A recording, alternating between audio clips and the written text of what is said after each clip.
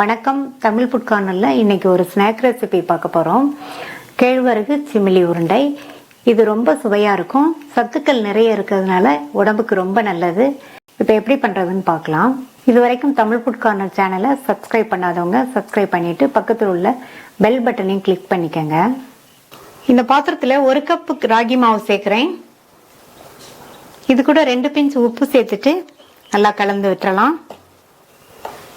இந்த ராகி மாவு பிசையறதுக்கு 3/4 கப் அளவுக்கு சூடான தண்ணி வச்சிருக்கேன். இந்த தண்ணியை வச்சுதான் நம்ம கொஞ்சம் கொஞ்சமா சேர்த்து பிசைய போறோம்.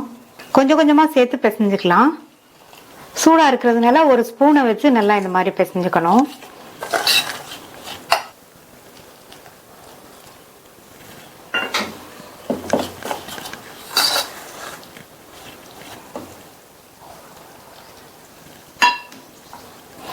இந்த மாவை நம்ம ரொட்டியா தட்டி தான் இந்த சிமிலி உருண்டை பண்ண போறோம்.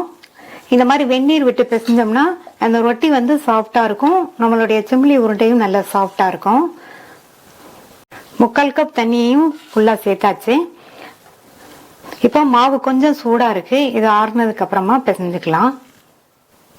மாவு நல்லா ஆறிடுச்சு. கையை வச்சு இதை ஒரு தடவை நல்லா பிசைஞ்சுக்கலாம்.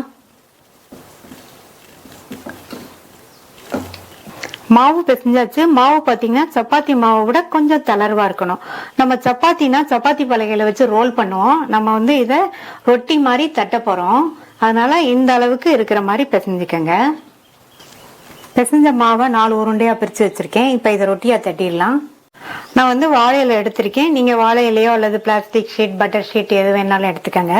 இதுல வந்து எண்ணெய் அப்ளை பண்ணிருக்கேன். கையில வந்து லைட்டா எண்ணெயை தொட்டுட்டு இதை வந்து தட்டிடலாம். இந்த ரொட்டி வந்து ரொம்ப மெல்லிசா இருக்கக்கூடாது. அதே மாதிரி ரொம்ப தடிமனாவும் இருக்க வேண்டாம். ஓரளவு திக்னஸ்க்கு நல்லா ரவுண்டா தட்டிட்டா போதும். சாஃப்டா பிசைஞ்சதுனால தட்டுறதுக்கே நல்லா ஈஸியா வருது. இந்த அளவு திக்னஸ்க்கு தட்டிக்கங்க. தோசைக்கல் சூடானதும் தட்டி வச்ச ரொட்டியை இதுல சேர்த்துட்டு சுத்தி எண்ணெய் விட்டுட்டு ஒரு சைடு வெந்ததும் திருப்பி போட்டுக்கலாம். ரொட்டி அந்த சைடு வெந்துருச்சு. திருப்பி போட்டுட்டு அந்த சைடும் வெந்ததுக்கு அப்புறமா எடுத்துடலாம். லைட்டா எண்ணெய் விட்டுக்கங்க.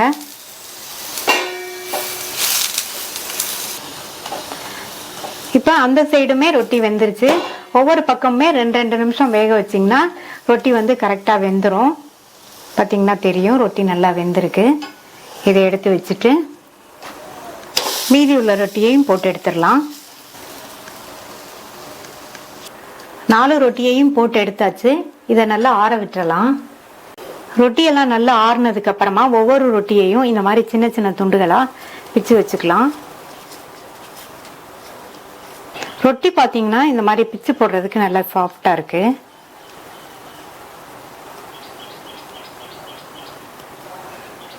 ஒரு ஈரமில்லாத மிக்ஸி ஜார் எடுத்துக்கோங்க. அதுல இந்த கட் பண்ணி போட்ட ரொட்டியை சேர்த்து பல்ஸ்ல விட்டு விட்டு அரைச்சு கோர்ஸா இருக்கிற மாதிரி அரைச்சுக்கலாம். மிக்சிய ஸ்பீடா ஓட விடாம பல்ஸ்ல போட்டு விட்டு விட்டு அரைச்சிங்கனாலே இந்த மாதிரி நல்லா உதிர உதிரா வந்துடும். இப்ப இதை இந்த பாத்திரத்துக்கு மாத்திட்டு ஸ்டவ்ல ஒரு பேன் போட்டு ஹீட் பண்ணிருக்கேன். இதுல வறுக்காத வேர்க்கடலை 1 கப் சேர்த்து மீடியம் ஃப்ளேம்ல வச்சு பக்கத்திலேயே இருந்து கடலையை வறுத்துக்கலாம். நீங்க வறுத்த வேர்க்கடலை எடுத்தீங்கன்னா லைட்டா அது சூடேற வரையும் வறுத்தா போதும். மீடியம் ஃப்ளேம்ல வச்சு பக்கத்திலேயே இருந்த மாதிரி வறுத்தாதான் கடலையோட உள்பக்கமும் நல்லா வறுபடும். தீய கூட்டி வச்சு வறுத்தீங்கன்னா மேல வந்து கருகி போயிடும். உள்ள வந்து கடலை வறுபட்டு இருக்காது. கடலை வறுபட்டு நல்ல ஒரு வாசனை வந்துட்டு இருக்கு. இதை வேற ஒரு பிளேட்டுக்கு மாத்திட்டு ஆறுனதுக்கு அப்புறமா தோலை எடுத்து வச்சிடலாம். இந்த மிக்ஸி ஜார்ல நம்ம தோல் எடுத்து வச்சு இந்த வேர்க்கடலையை சேர்த்துக்கலாம். இது கூட 1 கப் பொடித்த வெல்லம். இப்ப ரெண்டையும் நல்லா ஒன்னா மிக்ஸ் பண்ணி விட்டாச்சு. பல்ஸ்ல போட்டு வேர்க்கடலை எல்லாம் 1-2 அரைபடுற மாதிரி அரைச்சுக்கணும். நைஸா வேர்க்கடலை அரைபட்டுறாம பாத்துக்கங்க. அரைச்சாச்சு. இந்த மாதிரி வேர்க்கடலை அங்கங்க 1-2 தெரியற மாதிரி பல்ஸ்ல போட்டு அரைச்சுக்கங்க. இதை நம்ம ஏற்கனவே அரைச்சு அந்த கேழ்வரகோட சேர்த்துக்கலாம். இது கூட வாசனைக்கு 1/4 டீஸ்பூன் ஏலக்காய் பவுடர் சேர்க்கிறேன். இப்போ எல்லாத்தையும் நல்லா கையை வச்சு நல்லா அழுத்தி அழுத்தி மிக்ஸ் பண்ணிடுங்க. நல்லா அழுத்தம் கொடுத்து பிசைஞ்சுக்கங்க. அப்பதான் நமக்கு உருண்டை பிடிக்க வரும். இந்த மாதிரி பிசைஞ்சிட்டு இதுல இருந்து கொஞ்சம் கொஞ்சமா எடுத்து நம்ம நல்ல பால் ஷேப்புக்கு உருட்டி வச்சுக்கலாம்.